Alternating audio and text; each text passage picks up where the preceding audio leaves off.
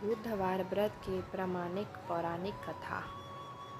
समतापुर नगर में मधुसूदन नामक एक व्यक्ति रहता था। वह बहुत धनवान था। मधुसूदन का विवाह बलरामपुर नगर की सुंदर लड़की संगीता से हुआ था। एक बार मधुसूदन अपनी पत्नी को लेने बुधवार के दिन बलरामपुर गया। मधुसूदन ने पत्नी के माता पिता से संगीता को विदा कराने के लिए कहा। माता पिता बोले, बेटा आज बुधवार है, बुधवार को किसी भी शुभ कार्य के लिए यात्रा नहीं करते। लेकिन मधुसूदन नहीं माना। उसने ऐसी शुभ अशुभ की बातों को न मानने की बात कही। दोनों ने बैलगाड़ी से यात्रा प्रारंभ की। 2 कोस की यात्रा के बाद उसकी गाड़ी का एक पहिया टूट गया। वहां से दोनों ने पैदल ही यात्रा शुरू की।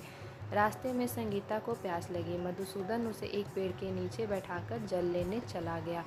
थोड़ी देर बाद जब मधुसूदन कहीं से जल लेकर वापस आया तो वह बुरी तरह हैरान हो उठा, क्योंकि उसकी पत्नी के पास उसी की ही शकल सूरत का एक दूसरा व्यक्ति बैठा था। संगीता भी मधुसूदन को देखकर हैरान रह गई।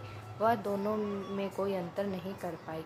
मधुसूदन ने उस व्यक्ति से पूछा, तुम कौन हो और मेरी पत्नी के पास क्यों बैठे हो?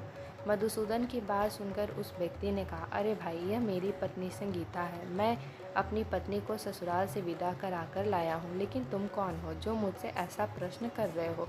मधुसूदन ने कहा, तुम जरूर कोई चोर या ठग हो। यह मेरी पत्नी संगीता है। मैं इसे पेड़ के नीचे बैठाकर जल लेने गया था।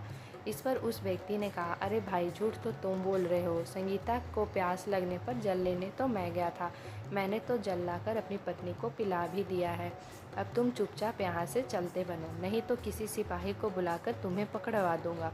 दोनों एक दूसरे से लड़ने लगे। उन्हें लड़ते देख बहुत से लोग वहाँ एकत्र हो गए।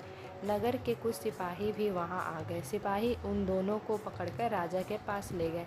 सारी कहानी सुनकर राजा भी कोई निर्णय नहीं कर पाया। संगीता भी उन दोनों में से अपने वास्तविक पति को नहीं पहचान पा रही थी। राजा ने दोनों को कारागार में डाल देने के लिए कहा। राजा के फैसले पर असली मधुसूदन भयभीत हो उठा। तभी आकाशवाणी हुई, मधुसूदन, तूने संगीता के माता पिता की बात नहीं मानी और बुधवार के दिन अपने ससुराल से प्रस्थान किया। यह सब भगवान बुद्धदेव के प्रकोप से हो रहा है। मधुसूदन ने भगवान बुद्धदेव से प्रार्थना की, हे भगवान बुद्धदेव, मुझे क्षमा कर दीजिए। मुझसे बहुत बड़ी गलती हुई। भविष्य में अब कभी बुधवार के दिन यात्रा नहीं करूंगा और सदैव बुधवार को आपका व्रत किया करूंगा। मधुसूदन के प्रार्थना करने से भगवान बुद्धदेव ने उसे क्षमा कर दिया। तभी दूसरा व्यक्ति राजा के सामने से गायब हो गया।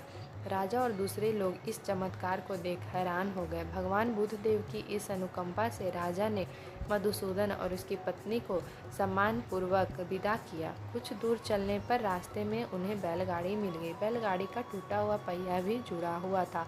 दोनों उसमें बैठकर समतापुर की ओर चल दिए।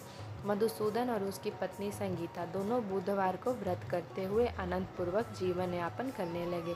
इस तरह भगवान बुद्धदेव की कृपा से उनके यहाँ खुशियाँ बरसने लगी। इस तरह जो स्त्री पुरुष विधिवत बुधवार का व्रत करके व्रत कथा सुनते हैं, भगवान बुद्धदेव उनके सभी कष्ट दूर करते हैं।